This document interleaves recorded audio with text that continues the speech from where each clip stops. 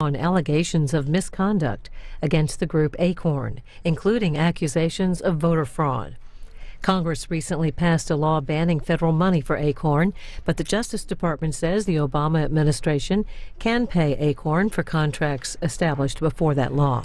This is 2 hours. Forum will come to order, and I want to make it clear at the outset that this is a joint forum between the Judiciary Committee and the Government Government Reform and Oversight Committee as well. The ranking member of that committee is DARRELL ISSA, and he and I are co-chairing this meeting or forum that we're having today.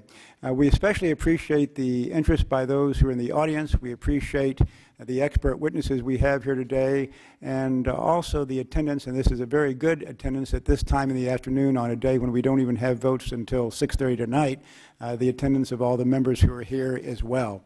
I'm going to recognize myself for an opening statement and then others for opening statements, and we will proceed and look forward to having the testimony of our witnesses shortly. We are here today to investigate the nature and extent of potential wrongdoing engaged in by the Association of Community Organizations for Reform Now, otherwise known as ACORN. For months, Republicans have been calling on our Democratic counterparts to investigate the very serious allegations against ACORN. Today's hearing is an opportunity for Republicans to move forward on an issue of importance to the American people, determining whether taxpayer dollars have been allocated to an organization engaged in illegal conduct. I am pleased to be holding this forum jointly with the ranking member of the Oversight and Government Reform Committee, DARRELL ISSA. Mr. ISSA and his investigative staff have led the way in uncovering much of ACORN's improper and possibly illegal conduct, and I appreciate their support of this forum. For years, ACORN has been the subject of allegations of fraud, misconduct, and criminal activity. ACORN has been investigated for voter registration fraud in over a dozen states, and its employees have been charged with over 50 different counts of election-related fraud. In addition, ACORN has paid over $1 million in restitution to avoid criminal prosecutions and has admitted to submitting 400,000 false or fraudulent voter registration forms in the 2008 election. The following is just a sample of the conduct ACORN has engaged in. In 2008, it was uncovered that approximately $1 million was embezzled from ACORN by the brother of its founder. ACORN failed to report the theft to its board or law enforcement officials until the theft was made public by the media. Louisiana Attorney General James Caldwell, whose office we'll hear from in just a few moments, believes the amount embezzled might be as high as $5 million. Seattle prosecutors indicted 7 ACORN workers for the worst voter registration fraud in Washington state history. Of 2,000 names submitted by ACORN, only 9 were confirmed as valid. The rest, over 97%, were fake. Missouri officials found that over 1,000 voter addresses submitted by ACORN did not exist. 8 ACORN employees pled guilty to federal election fraud there. In Ohio, an employee of an ACORN affiliate was given crack cocaine in exchange for fraudulent registrations that included underage voters and deceased individuals. In Pennsylvania last year, a former ACORN worker was charged with 19 counts of perjury, making false statements, forgery, and identity theft. This summer, allegations against ACORN reached prime time thanks to a now famous undercover video which showed ACORN employees advising a pimp and prostitute, the undercover duo, on the trafficking of young girls for sex. The ACORN employees captured on video seemed all too willing to provide assistance on how best to avoid detection. But that's not all. The allegations against ACORN continue to pour in. According to documents obtained by oversight staff, it appears that ACORN directed an affiliate, Project Vote, to target Republicans in the 2008 election. This kind of political activity is a clear violation of the organization's nonprofit status. With mountains of evidence, federal law enforcement agencies can no longer ignore the shady actions of ACORN. Because ACORN's criminal conduct appears to be organized and widespread, the FBI should look into whether the organization itself is a criminal enterprise. The President's close ties with ACORN, which date back over 15 years, are of additional concern. President Obama previously served as ACORN's lawyer, participated in ACORN training programs in Chicago, and sat on the boards of two organizations that provided funding to ACORN's Chicago chapter. Just last year, the President's campaign misrepresented in federal reports that it paid more than $800,000 to an offshoot of ACORN. The Obama campaign initially reported the ACORN affiliate used these funds for polling, advance work, and event staging, but it really used the money for the same types of voter registration projects that have mired ACORN in criminal investigations in at least 12 states. The President's ties to ACORN taint any conclusions the Justice Department may reach with regard to whether or not to investigate and prosecute ACORN employees. That's why I have requested that the Attorney General appoint a special prosecutor to oversee the investigation of ACORN.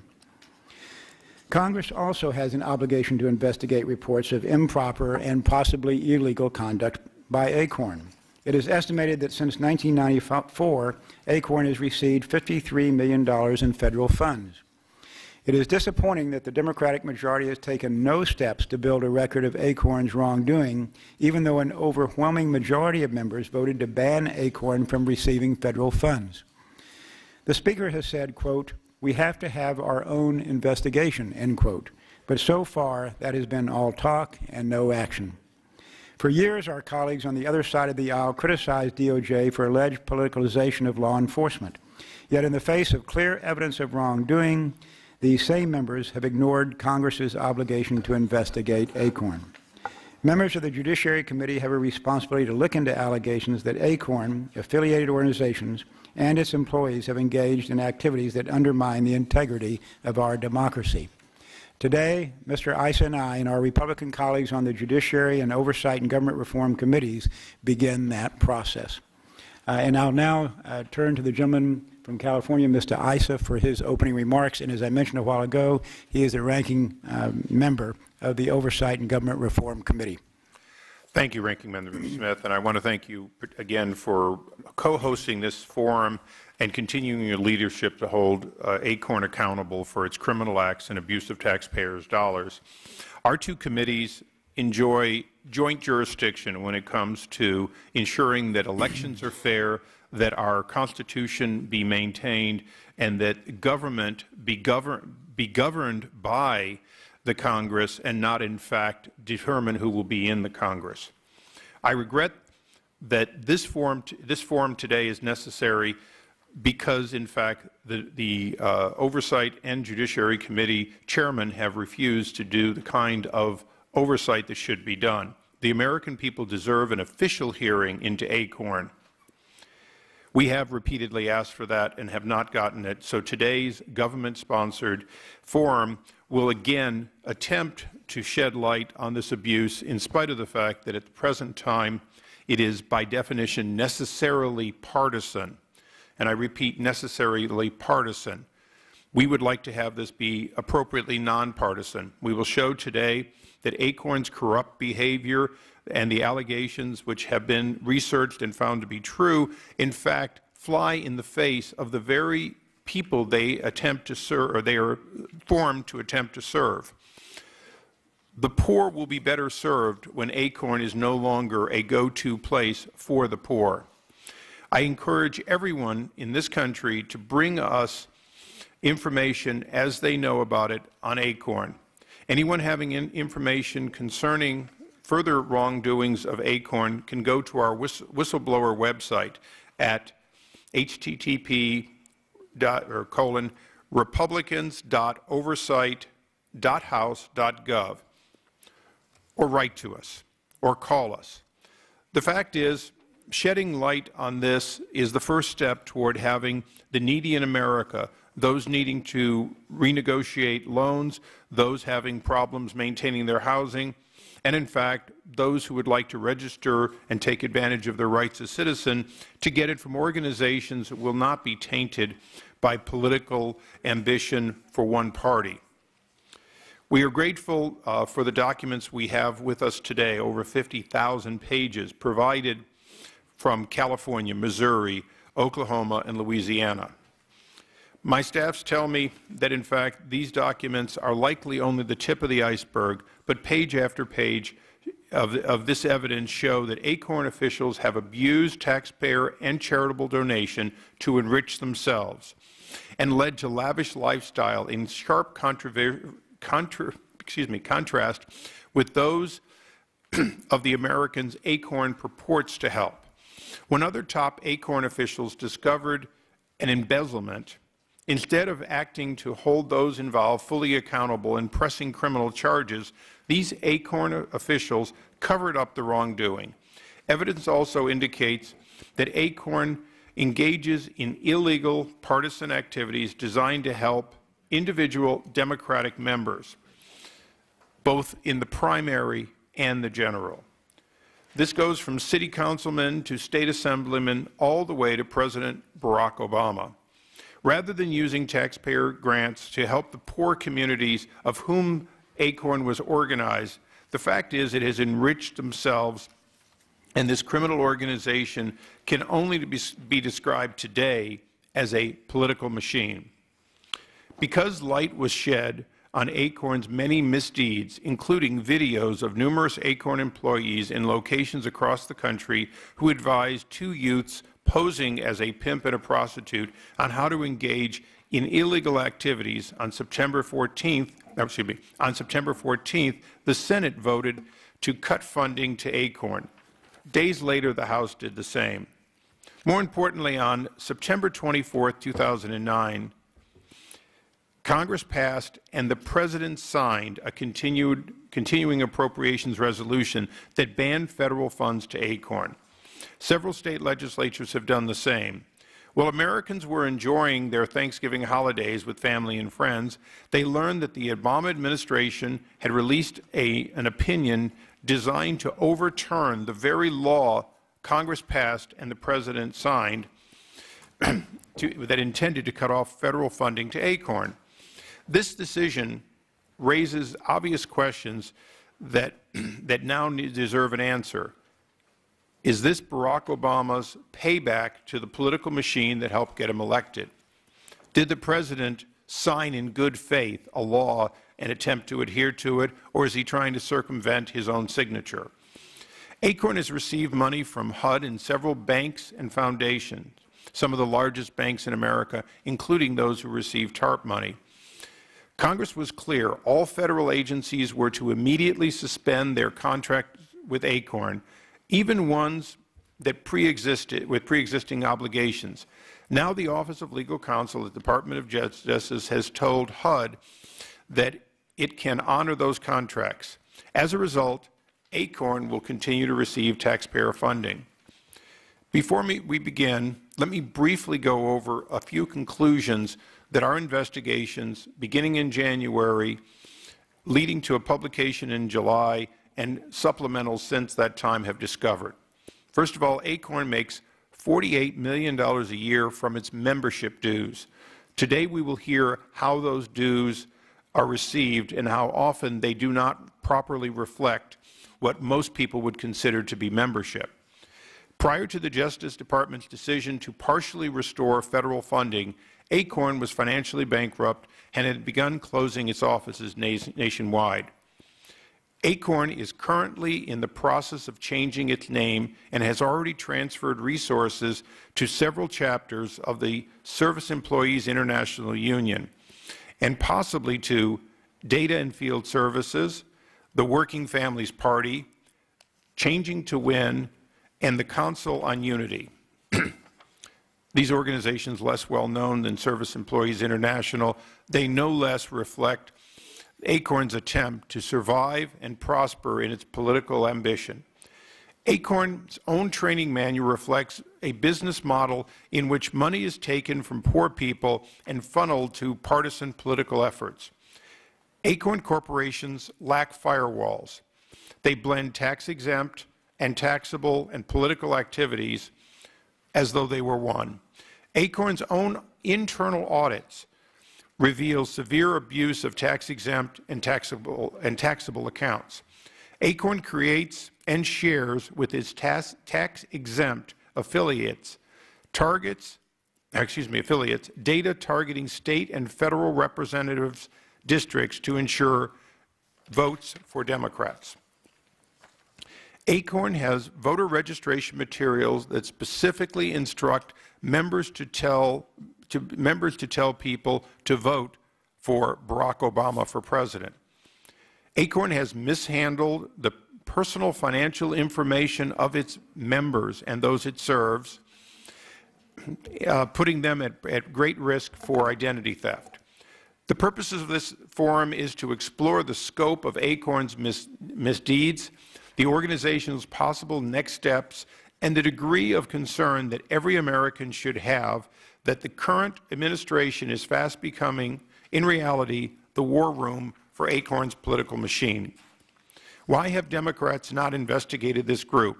Why did the Department of Justice approve the furtherance of taxpayer funds to ACORN? Why have the President and his administration continued to dismiss growing concern about ACORN's criminal acts as a distraction, and that he, the President, has not followed it closely? Perhaps the American people have received answers to these important questions because ACORN, in addition to being a criminal enterprise, is a wholly owned subsidiary of the Democratic Party. Nearly 2 decades ago, the American people were told by another Democratic president that the era of big government was over. Well, we now know that the era of big government wasn't over with President Clinton's administration. Today, we are witness to an era of big and bad government with the Obama administration, its Chicago-style tactics, and its cozy relationship with those who defraud the American people. I am concerned that the era of corruption propagated by ACORN and protected by the White House is just beginning. The federal government has a duty to ensure that corrupt organizations are not given the power to disenfranchise our citizens and threaten our liberty.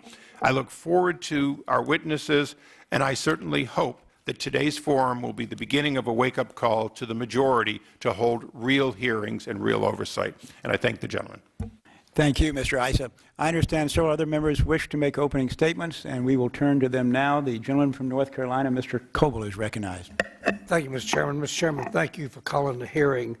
I think you and the gentleman from California have pretty thoroughly addressed the pertinent issues at hand, and I look forward to hearing from the panel as the meeting progresses. Yield back. Thank you, Mr. Coble. The gentleman from Iowa, Mr. King, is recognized. Thank you, Mr. Chairman. I appreciate you, Mr. ISSA, pulling this hearing together today, this forum more technically correct, and would just simply scan over some of the things that come out in my mind as I listen to the presentations that each of you have made and covered a lot of the factual data.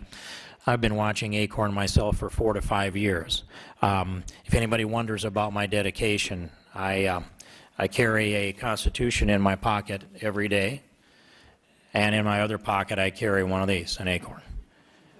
And this ACORN that this symbolizes is a threat to this Constitution.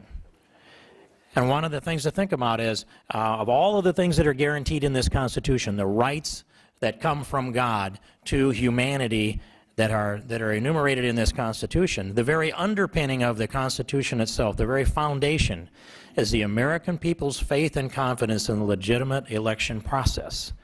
And ACORN is, I believe, a criminal enterprise that's been engaged in many things. But the most dangerous to our republic is the corruption of the electoral process, the willful and intentional collection and the submission of fraudulent voter registration forms.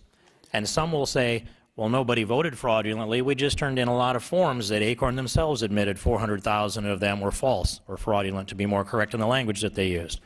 But we do have prosecutions going on in places like Troy, New York, for fraudulent votes. And who would imagine that you would spend the millions of dollars that ACORN has spent to produce false or fraudulent voter registration forms and then not have anything come out of that but a legitimate election? It defies anybody's sense of logic that that could be. This is millions of dollars spent.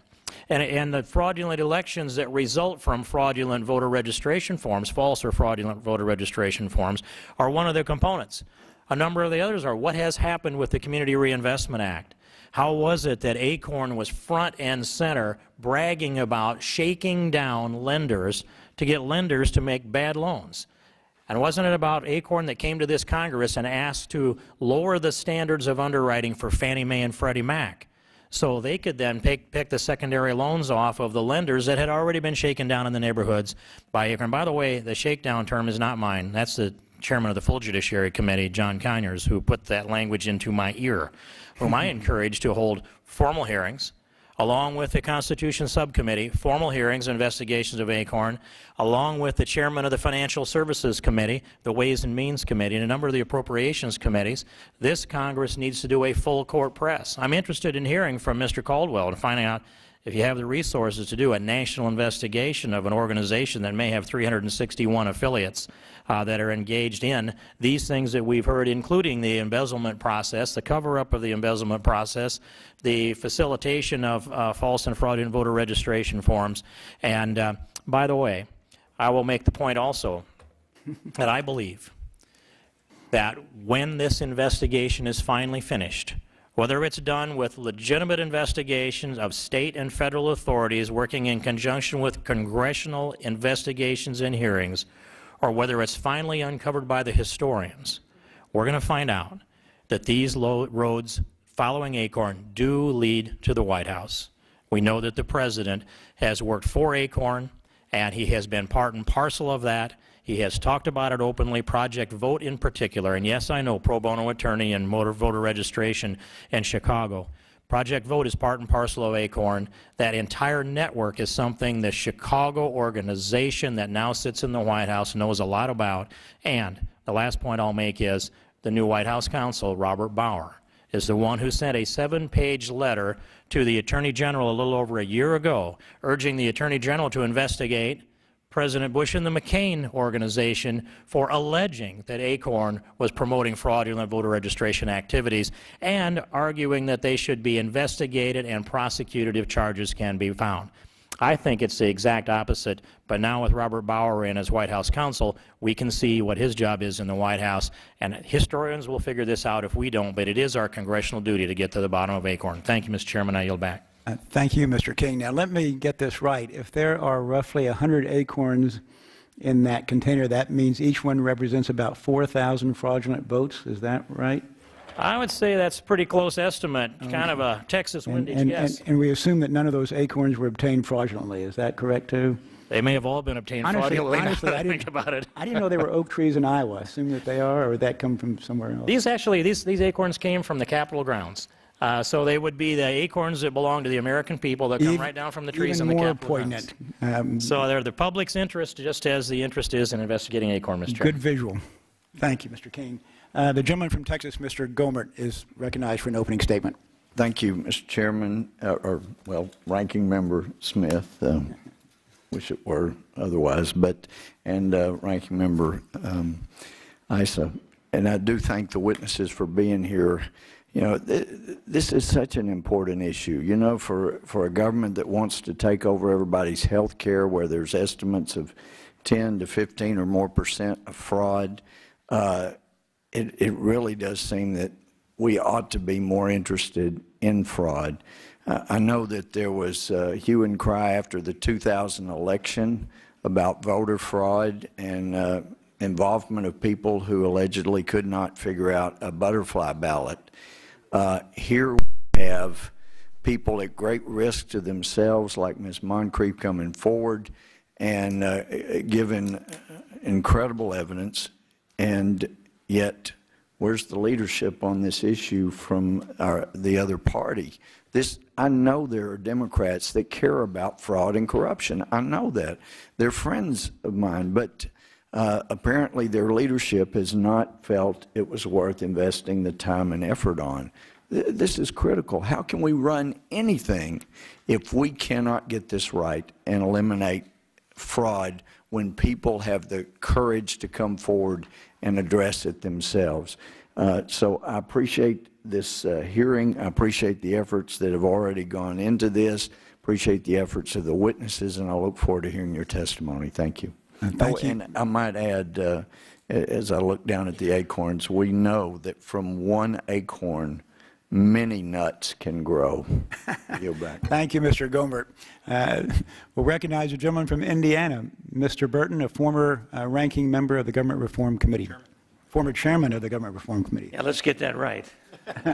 Anyhow, I want to thank both the ranking members for having this hearing, and I really wish we did have a complete hearing with the Democrats being involved so we can get into some details in an official way, more official than this one today. I want to thank Todd Rokita for being here. He's our Secretary of State. This guy's a real fighter.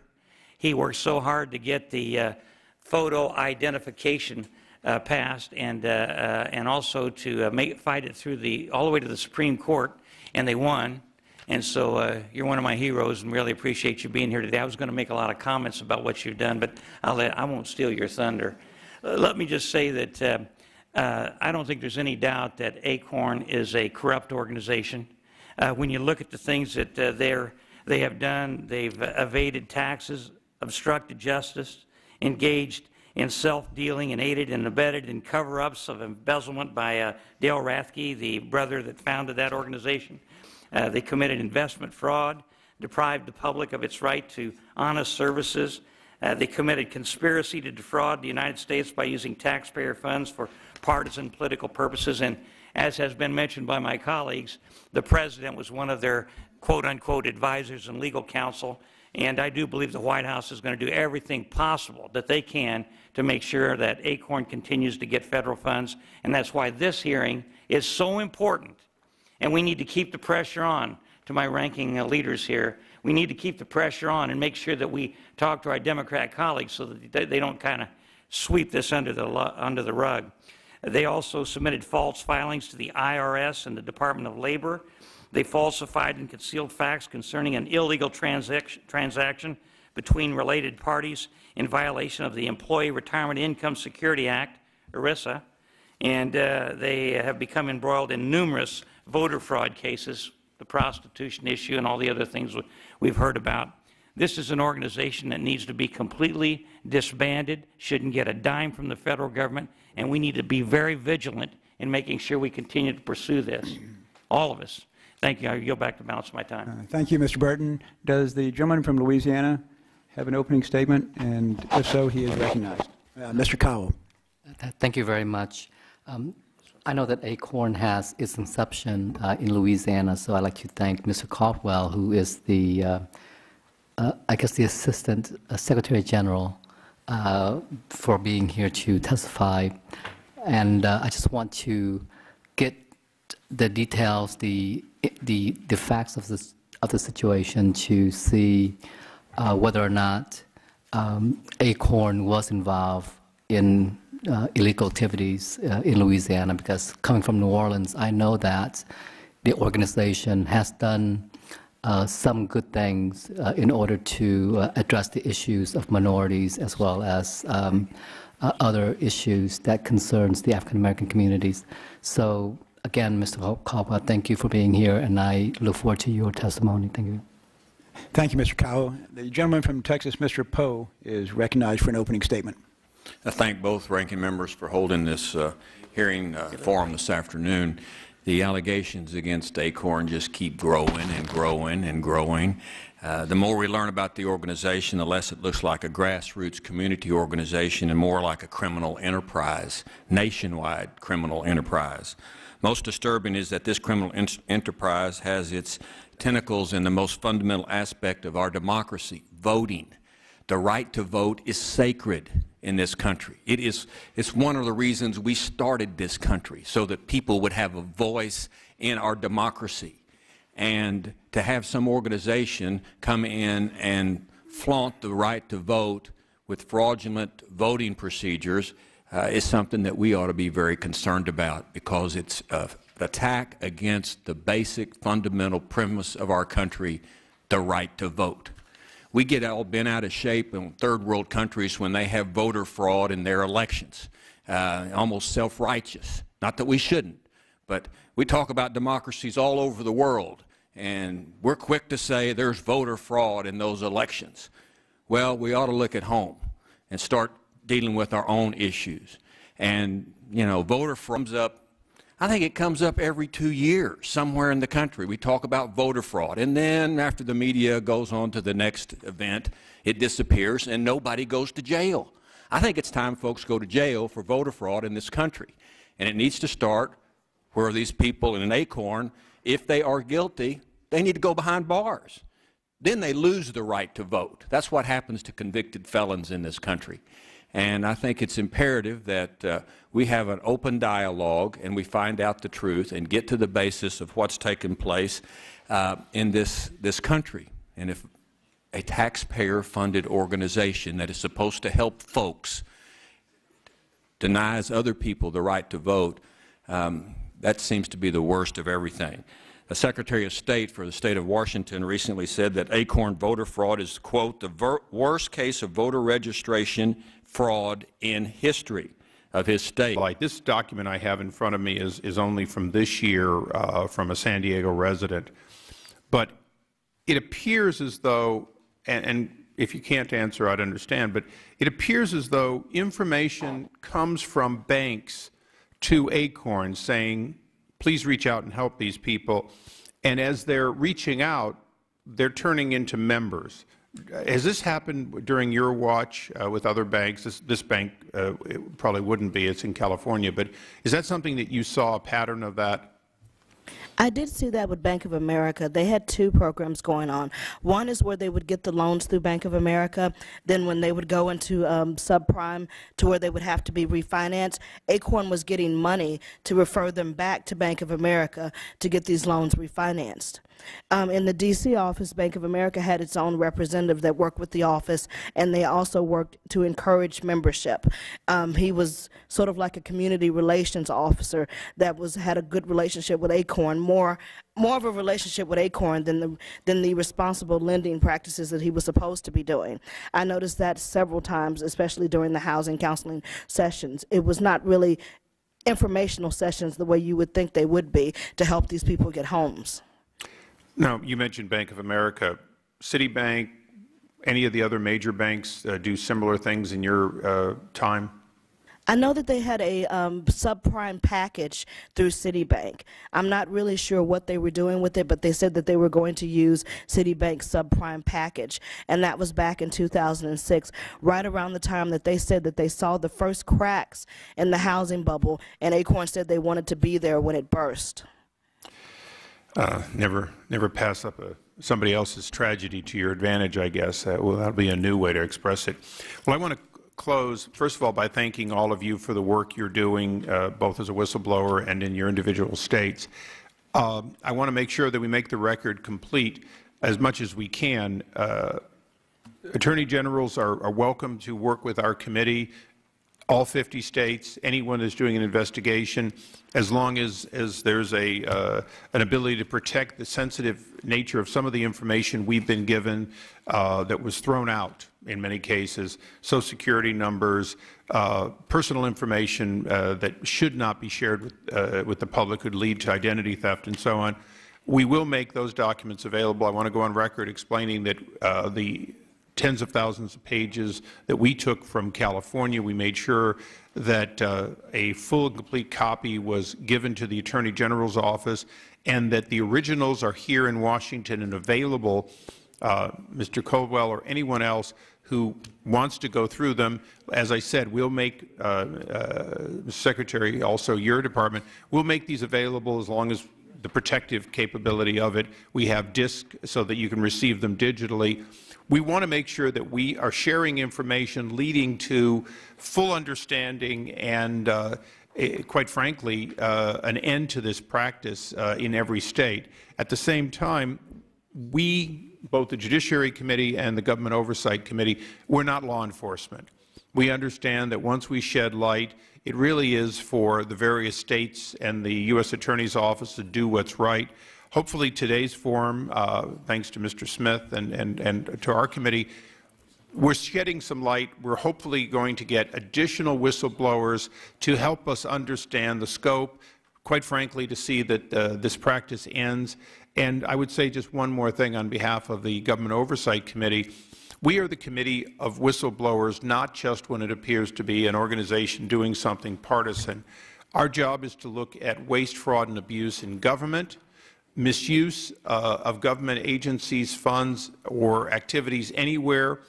And when we look at the private sector, we try to look at them in their relationship to government, but our whistleblower lines are available always, so it doesn't have to be what people saw here today. Quite frankly, we would hope that our committee does far more far-reaching activities related to the growth of government and the waste of the taxpayers' money. I will close by saying ACORN's amount of money that they received from the government was relatively small. How they leveraged it with private sector money, we're only beginning to understand. And hopefully in follow-up forums and oversight at the full committee levels with both Republicans and Democrats, we hope to see more of that. And with that, unless anyone has any final remarks, I thank you for your service and for your presence, and this forum stands adjourned.